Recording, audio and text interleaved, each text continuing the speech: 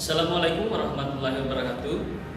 Kembali lagi bersama saya Bayat Ridwan dalam kuliah Farmakologi 1. Pada pertemuan yang kedua ini kita akan membahas terkait dengan farmakokinetik yang berkaitan dengan absorpsi, distribusi, metabolisme, dan ekskresi.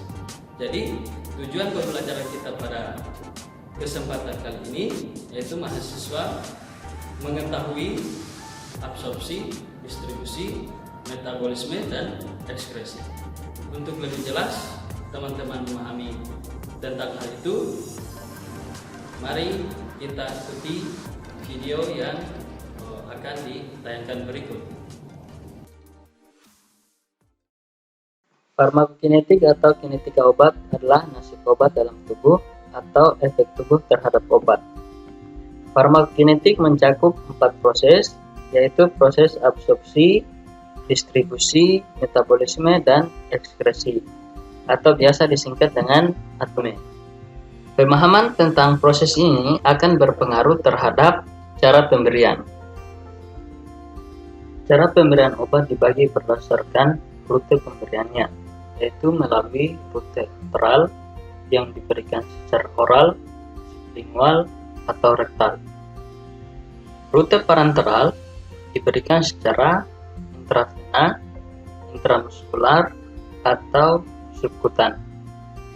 Selain itu, terdapat rute lain yaitu secara inhalasi, intranasal, intratekal atau intraventrikular, topikal atau transdermal. Proses farmakokinetik yang pertama yaitu absorpsi. Absorpsi ini merupakan perpindahan obat dari tempat pemberian ke dalam aliran darah. Kecepatan dan efisiensi absorpsi ini tergantung pada cara pemberian. Kita ambil contoh misalnya ketika obat diberikan secara oral, maka tempat absorpsi yang utama yaitu pada usus halus karena memiliki permukaan absorpsi yang luas dan memiliki fili serta mikrofili. Pengangkutan obat dalam saluran cerna berlangsung secara difusi pasif atau transport aktif.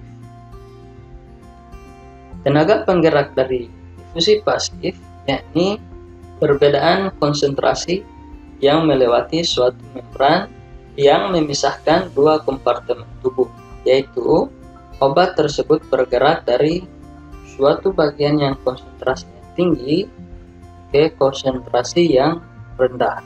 Dan untuk bisa melewati membran sel, obat ini harus memiliki kelarutan lemak setelah terlebih dulu larut dalam air. Sedangkan transfer aktif merupakan transfer yang difasilitasi oleh pembawa.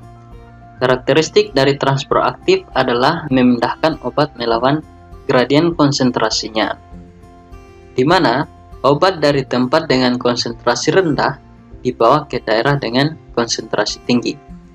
Oleh karena itu, diperlukan energi untuk transfer aktif. Selain itu, transfer aktif juga membutuhkan pembawa untuk mengikat obat, sehingga obat ini dapat melintasi membran dan dilepaskan di sisi yang lain. Terdapat beberapa faktor fisik yang mempengaruhi absorpsi, yaitu aliran darah pada tempat absorpsi. Aliran darah ke usus jauh lebih banyak daripada aliran darah yang ke lambung. Jadi, absorpsi dari usus lebih baik dari lambung. Yang kedua, waktu kontak pada permukaan absorpsi.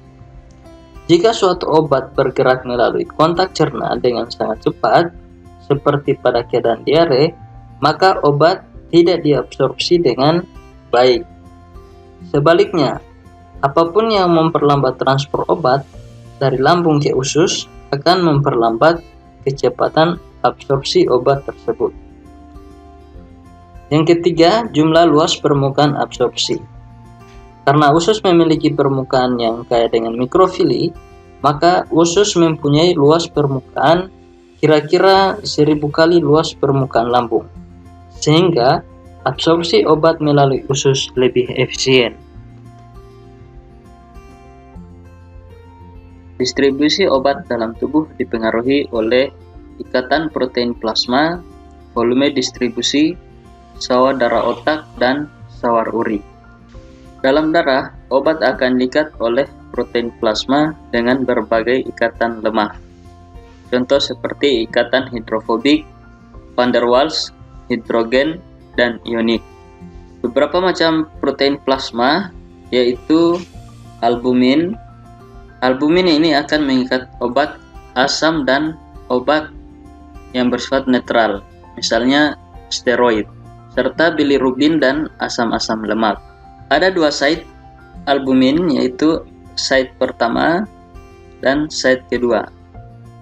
Site pertama disebut juga warfarin site, yang mengikat obat-obat asam dan obat-obat netral, misalnya steroid, serta bilirubin dan asam-asam lemak. Site kedua biasa disebut juga dengan diazepam site, yang mengikat diazepam dan benzodiazepin lainnya dan asam-asam karboksilat, penisilin dan derivatnya. Yang kedua, alfa glikoprotein, yang mengikat obat basa. Kortikosteroid binding globulin atau disingkat dengan CBG, ini khusus mengikat kortikosteroid. Sex steroid binding globulin atau disingkat SSBG, khusus mengikat hormon kelamin. Jadi obat yang terikat oleh protein plasma ini akan dibawa oleh darah ke seluruh tubuh. Karena ikatan obat dengan protein plasma merupakan ikatan yang reversible, maka obat bebas kalau sudah masuk ke dalam jaringan, maka menyebabkan obat yang terikat oleh protein akan menjadi bebas, sehingga distribusi berjalan terus sampai habis. Pengertian berikutnya yaitu volume distribusi. Jadi volume distribusi itu merupakan volume di mana obat terdistribusi dalam kadar plasma. Untuk mengetahui volume distribusi dapat menggunakan persamaan VD sama dengan FD per C, di mana F itu adalah bioavailabilitas, D dosis obat, C kadar obat dalam plasma. Jadi volume distribusi ini bukanlah volume yang sebenarnya, tapi hanya volume semu yang menggambarkan suatu luasnya distribusi obat dalam tubuh. Kalau volume distribusinya kecil, berarti kadar plasmanya tinggi, dan hal ini menunjukkan bahwa obat itu terkonsentrasi di darah. Sebaliknya, kalau misalnya volume distribusinya besar, kadar plasmanya kecil, berarti menunjukkan obat tersebar luas di tubuh atau terakumulasi di jaringan. Yang berikutnya, sawar darah otak, yang merupakan sawar antara darah dan otak yang berupa sel endotel pembuluh darah kapiler di otak yang membentuk thick junction. Thick junction ini maksudnya tidak ada lagi celah di antara sel-sel tersebut. Pembuluh kapiler tersebut itu dibalut atau dilapisi oleh astrosit otak yang merupakan lapisan-lapisan dari membran sel. Nah, dengan demikian hanya obat-obat yang larut dalam lemak yang dapat melewatinya. Berikutnya, sawar uri atau placenta barrier. Placenta barrier ini terdiri dari suatu lapisan epitel fili dan satu lapis sel endotel kapiler dari fetus. Jadi mirip sawar lapisan cerna. Karena itu, obat yang dapat diabsorpsi melalui pemberian oral juga dapat memasuki fetus melalui sawar uri ini. Proses farmakokinetik yang selanjutnya yaitu metabolisme obat. Metabolisme obat terutama terjadi pada hati, yaitu di membran retikulum endoplasma dan sitosol. Selain itu terjadi juga metabolisme selain pada hati, yaitu pada ginjal, paru, terus kemudian darah, lumen kolon, kulit, dinding usus, dan otak. Tujuan dari metabolisme itu sendiri yaitu mengubah obat yang nonpolar menjadi polar agar dapat diekskresi melalui ginjal atau empedu. Dengan perubahan ini, umumnya obat diubah dari aktif menjadi inaktif atau tidak aktif, tetapi sebagian berubah menjadi lebih aktif, kurang aktif, atau menjadi toksik. Kita lihat pada gambar, terdapat dua reaksi metabolisme. Yang pertama, reaksi fase 1, dan yang kedua adalah reaksi fase 2. Kita ambil contoh di situ misalnya reaksi asam asetil salisilat. Pada gambar, di metabolisme fase 1 menjadi asam asetat dan asam salisilat. Asam salisilat adalah metabolit yang aktif. Dan pada fase 2, asam salisilat di metabolisme menjadi salisilat glukuronat yang tidak aktif, sehingga kemudian siap untuk diekskresi. Reaksi metabolisme yang terpenting adalah oksidasi oleh enzim sitokrom P450 atau disingkat CYP dalam retikulum endoplasma pada hati. Sedangkan reaksi pada fase 2 yang terpenting adalah glukuronidase oleh enzim UDP, glukuronidtransferase atau disingkat UGT, yang terutama terjadi dalam mikrosom hati dan jaringan ekstrahepatik. Secara umum, reaksi metabolisme pada fase 1 terdiri dari oksidasi, reduksi, dan hidrolisis yang mengubah obat menjadi lebih polar. Akibatnya tadi menjadi inaktif, lebih aktif, atau kurang aktif.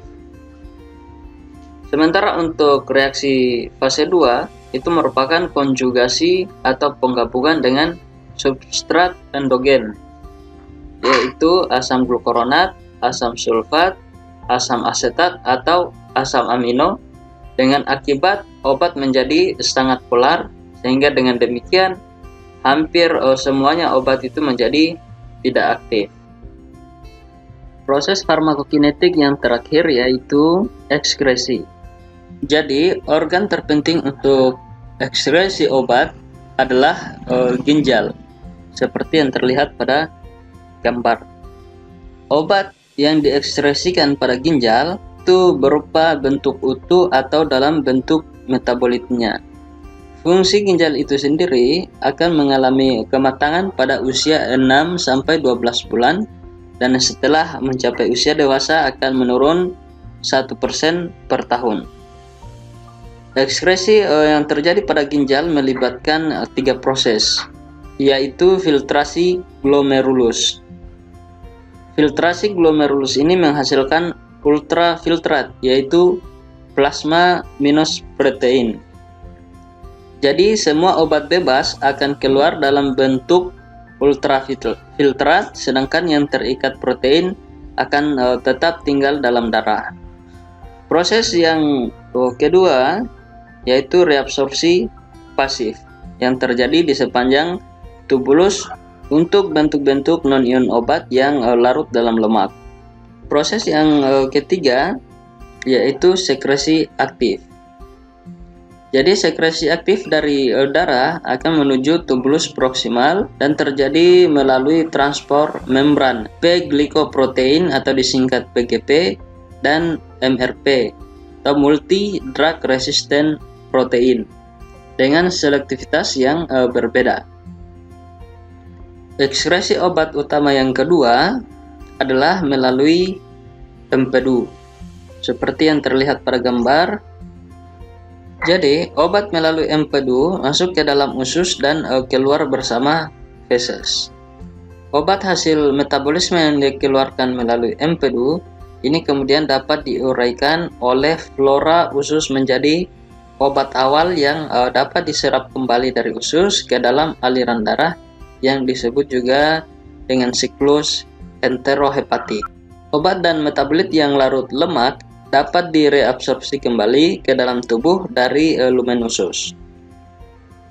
Metabolit dalam bentuk glukuronat dapat dipecah dulu oleh enzim glukuronidase yang dihasilkan oleh flora usus menjadi bentuk obat awalnya yang mudah diabsorpsi kembali.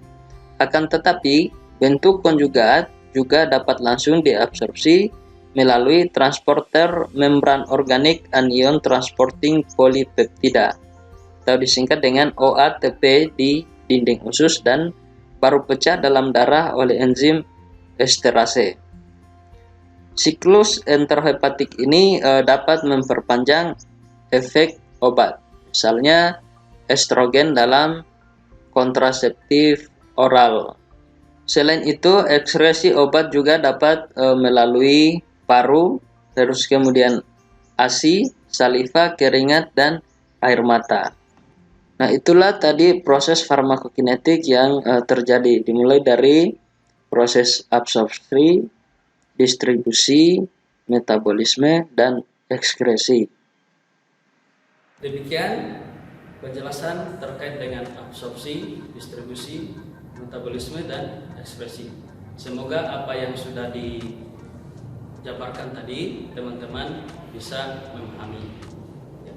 Sekali lagi, saya selalu berharap, saya selalu menyarankan kepada teman-teman mahasiswa tidak berhenti belajar melalui video atau hanya dengan membaca slide, tapi memperkaya pengetahuan kita dengan lebih mencari literatur-literatur yang bisa menambah pengetahuan kita.